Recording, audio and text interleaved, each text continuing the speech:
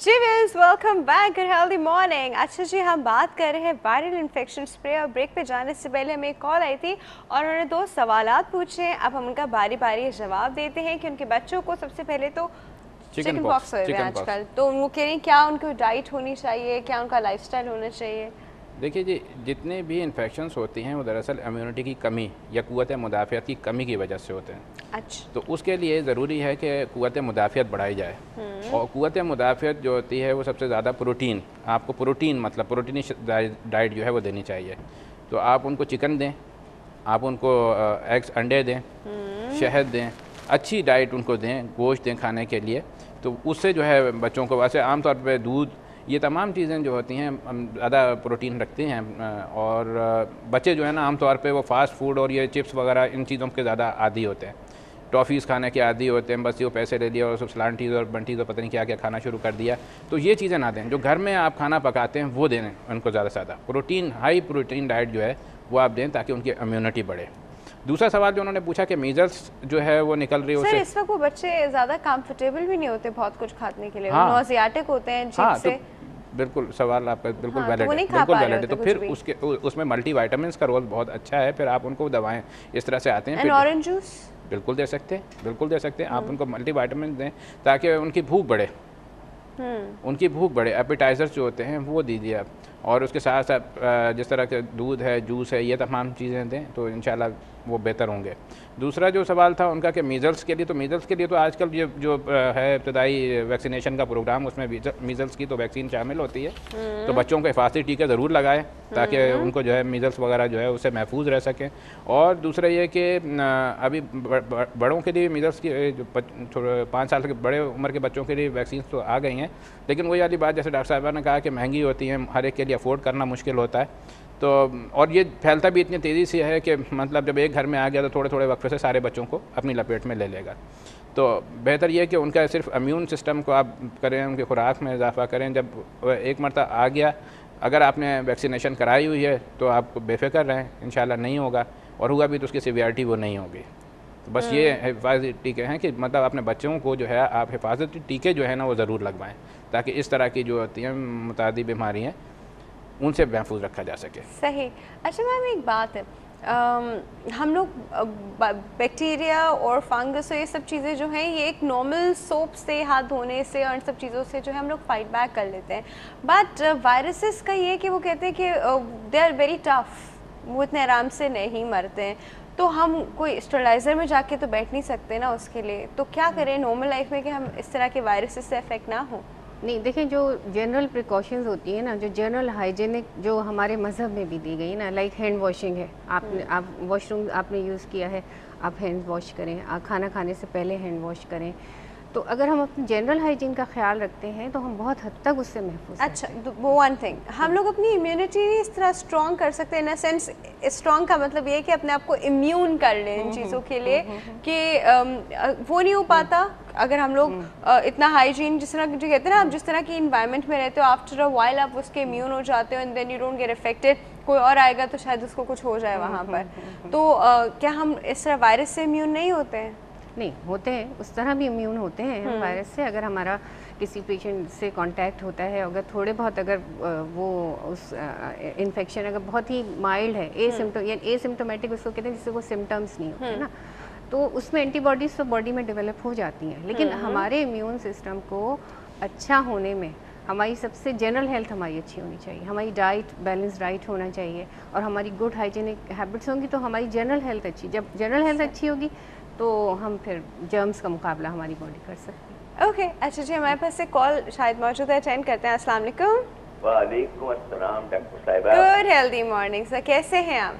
अल्लाह का शुक्र है, मैं खुश हूँ। आप खुश बेटा, हैं? आप इस वक्त जो बेहतरीन बातें कर रही हैं उसमें मुखल होने का दिल तो नहीं चाह रहा था, नहीं, इट्स ऑलराइट सर। लेकिन जरूरी था कि कुछ सवाल आ ही जाते हैं जहन में। बिल्कुल कि पूछिए। मैं इस वक्त दादा नाना हूँ तो मेरा ख्याल है कि मुझे पूछ लेना चाहिए। पूछिए, बिल्कुल पूछिए। पहले तो मोहतरम डॉक्टर साहब और डॉक्टर साहिबा को भी सलाम पेश करता हूँ। वालेकुम अस्सलाम। और उसके बाद मैं ये कहना चाहता हूँ कि जैसे हमारे बच्चे हैं छोटे, 2, 2.5 साल 3 साल के, तो इनको हमारे जितने भी टॉयज आजकल मार्केट में दस्तयाब हैं उसके अंदर स्टील का कोई ना कोई पार्ट होता है, जैसे व्हील में लगा हो, मडगार्ड में लगा हो, गाड़ियों में लगा हो, और वो उसको चुभ जाए बच्चे को और ब्लडिंग आ जाए, तो डॉक्टर साहब उस वक्त उस बच्चों के लिए एहतियाती तदाबीर क्या होनी चाहिए, या वो इंजेक्शन लगेगा जो हम बड़ों को लगता है किल चूबने पे? एक तो ये सवाल हो गया डॉक्टर साहब। हम बड़ों को क्या वो टेटनस के इंजेक्शन की बात कर रहे हैं? जी जी बेटा। तो डिपेंड करता है ना बच्चे को कहाँ चोट लगी है। घर में हाथ पैर में, बच्चा तो बच्चा होता है बेटा, खेल रहा होता है, कभी कोनी में लग जाता है, कभी हथेली में लग जाता है, कभी पाँव में लग जाता है। अच्छा। ये तो हम तय नहीं कर सकते कि कहाँ लगेगा, लेकिन कहीं भी लग जाए और ब्लीडिंग हो जाए तो उसके लिए एहतियाती तदाबीर हमें क्या? हम एक काम करते हैं, टेटनस के इंजेक्शन का जो प्रोटोकॉल है ना वो आपको बता देते हैं। सवाल है मेरा। हाँ जी। कि हम जितने भी, मेरी जो उम्र है 67 का मैं हूँ, तो मैंने जितने भी मार्शल लॉ देखे, अच्छा, इसके अंदर मैंने एहतियात बहुत देखी, खाने पीने की अशिया में, गोश्त वाले की दुकान में, मिठाई वाले की दुकान में, और हम जब सिविलियन हो जाते हैं तो हम ये एहतियात इस कदर भूल जाते हैं कि गोया बस पूछो ना। तो ये क्यों हम करते हैं? हम इतने बाशऊर क्यों नहीं बनते? हम इलेक्शन तक जा रहे हैं, वोट डालेंगे, तो ये मेरा ख्याल है कि हमारी जो सारी कौम है उसके शऊर में कुछ कमी आती जा रही है। ये सवाल टोटली हमारे टॉपिक से तो रिलेटेड नहीं है, लेकिन ये बड़ा मजे का सवाल है। जरूरी है कि आपके दिमाग में डालना ताकि कभी आप ये प्रोग्राम कर सके। क्या बात है। दूसरा ये है कि इस टेलीविजन के प्लेटफॉर्म से लोगों को बहुत ज्यादा जानकारी मिलती है, खासकर माँ बाप को। तो मैं ये लोगों से कहूंगा कि इस किस्म के प्रोग्राम देख लिया करें, जैसे शाम के औकात में आपके डॉक्टरों के प्रोग्राम आते हैं, तो इसमें हमें बहुत सारी ऐसी चीजें पता चली है जो मैंने अपनी इस उम्र तक पहुंचने तक नहीं देखी थी। चले, तो अल्लाह ताला हमें ये टॉपिक दे के कम से कम अपने बच्चों की खातिर ऐसे प्रोग्राम देख के अपनी समझ में इजाफा करें, बच्चों को भी दिखाए ना, परवरिश कर सके। चले जी, थैंक यू सो मच। खुश रहो। पूरी हेल्थ टेलीविजन की टीम को, आपको, डॉक्टर साहब को, सबको सलाम। Thank you so much, thank you so much. वालेकुम सलाम। अच्छा जी, एक और कॉल है हमारे साथ, वो भी अटेंड करते हैं जी। अस्सलाम वालेकुम। वालेकुम सलाम। Good healthy morning. कौन बात कर रहा है? मेरा परवीन है जी। परवीन साहिबा, कहाँ से? मेरे रेड स्पॉट्स हो रहे हैं, और दूसरा ये कि बहुत एलर्जी हो रही है। कहाँ हो रहे रेड स्पॉट्स एलर्जी? मतलब बॉडी पर, और वो छोटे छोटे दाने रेड हैं और एलर्जी हो रही है बहुत साथ। एक मिनट, कितना अरसा हुआ इनको शुरू हुए? अभी कोई 2-3 महीने हुआ। एक्चुअली वो कब्ज था, तो वो कोई ऐसी दवाई कब्ज की हकीम ने दे दी ना, उससे एलर्जी होनी शुरू हो गई है। डॉक्टर साहब कुछ पूछना चाहेंगे? कुछ कहने की ज़रूरत ही नहीं है, उन्होंने जवाब भी दे दिया कि हकीम ने कोई दवा खाई थी कब्ज़ के लिए, उसके बाद उसकी वजह से हो गया है। तो सबसे पहले तो मैं हमेशा आते ही मैं ये कहता हूँ कि नहीं, बगैर देखे हुए कोई भी इलाज ना कराएं। बेहतर ये कि आप कर क्या रही हैं परवीन साहिबा, अभी क्या कर रही हैं? तो मतलब अभी तो कुछ नहीं खा रही। मैं कह रही डॉक्टर साहब कहाँ बैठते हैं, उनकी क्लिनिक किधर है? डॉक्टर साहब का आप एक काम करिए, कंट्रोल रूम से इनका नंबर ले लीजिए, हेल्थ केयर क्लिनिक में तो अभी वैसे फिलहाल क्या करना चाहिए? मतलब वो भी बता रहे हैं। आप कर क्या रही हैं? जब वो इच होता है आपको क्या खुजाती रहती है बैठी हुई? क्या नहीं, मतलब वो कभी डेटॉल से, कभी बोरो पाउडर से नहा लेती हूँ। कोई फर्क पड़ता है?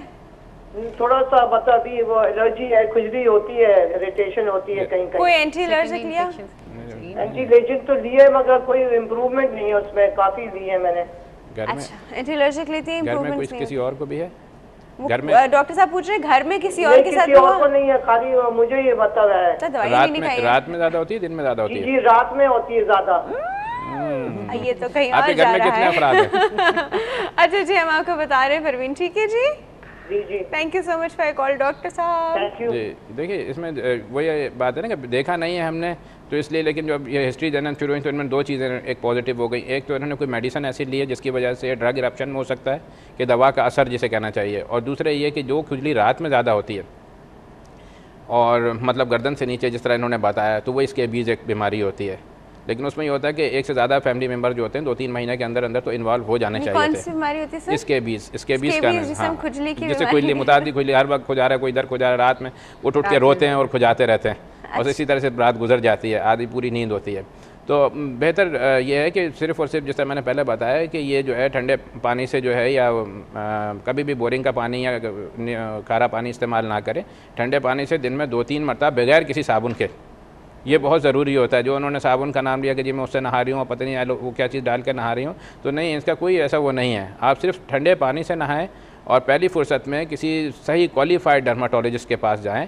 इस तरह से टीवी पे खाली जो है वो दवा का नाम लिखवा देने से या जो है वो गोली खा लेने से आपको फ़र्क नहीं पड़ेगा। मेरा मुखलिसाना मशवरा हर मरीज़ को यही है कि नहीं, अब तो पहले ज़माना था कि जब डर्माटोलॉजिस्ट नहीं मिला करते थे तो या डॉक्टर नहीं मिला करते थे अपनी फील्ड के, लेकिन अब तो बहुत ज़्यादा हो चुके हैं। आपको जाना चाहिए, ऐसे लोगों की हौसला अफजाई करना चाहिए, बजाय ये कि उन लोगों की जो खाली बैठ के टीवी पे जो है उल्टे सीधे नुस्खे बता दिए। अब ये नहीं पता कि उसका रिज़ल्ट क्या आया।